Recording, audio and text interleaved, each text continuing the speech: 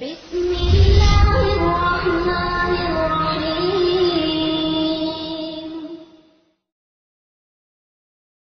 بھائیو، یہ نیکی کا راستہ ہے، یہ برائی کا راستہ ہے۔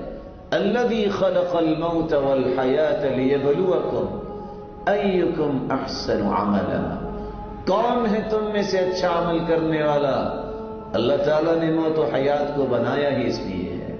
جس کو موت یاد ہوتی ہے وہ نیکی کی راہ کو اختیار کرتا ہے، جو موت کو بھول جاتا ہے وہ اس دنیا کی زندگانی میں ہی اسی کی رو میں بہ جاتا ہے۔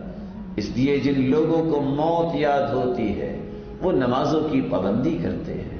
جن لوگوں کو اللہ کا خوف ہوتا ہے کہ ایک ایسا وقت آنے والا ہے لِيَقِفَنَّ أَحَدُكُمْ بَيْنَ يَدَيْ رَبِّهِ وَلَيْسَ بَيْنَهُ وَبَيْنَهُ تُرْجُمَانٌ يُتَرْجِمُ لَهُ، کہ ایک دن آنے والا ہے میں نے اللہ کے سامنے کھڑے ہونا ہے، جس دن کوئی ترجمانی کرنے والا نہیں ہوگا، اپنی بات خود ہی بیان کرنی ہے۔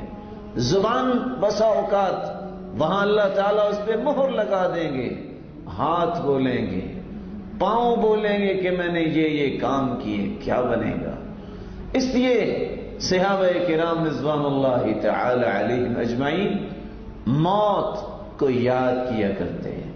رسول اللہ صلی اللہ علیہ وسلم نے اس لیے فرمایا اکثروا ذکر ہاضم لذات الموت، اس موت کو یاد کرو جو انسانی لذتوں کو توڑ دینے والی ہے۔ کس انداز سے کڑیل جوان ہوتا ہے لیکن موت کا جھونکا آتا ہے اور اس کی حقیقت ختم ہو جاتی ہے۔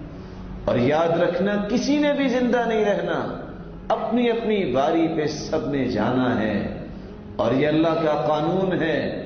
آتے وقت تو دادا پہلے آتا ہے، پھر اس کا بیٹا، پھر اس کا بیٹا۔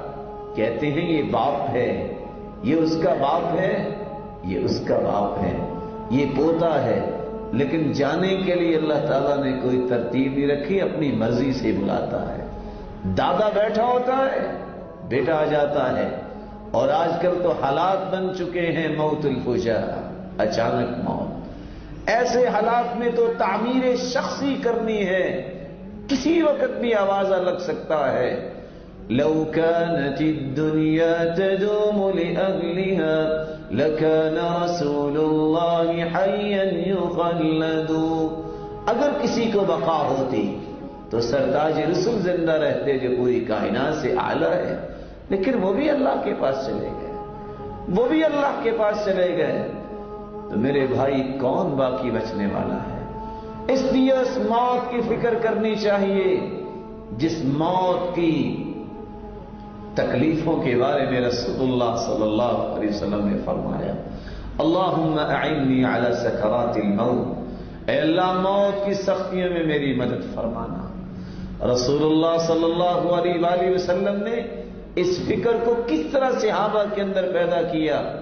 صحابہ کرام رضوان اللہ تعالی علیہم اجمعین اس موت کے خوف سے، پھر موت کے بعد اس مٹی کے گھڑے میں جانے کے لیے کتنے ڈرتے تھے، ساری رات قیام کر رہے ہیں، جب بھی دیکھتے ہیں روتے نظر آتے ہیں۔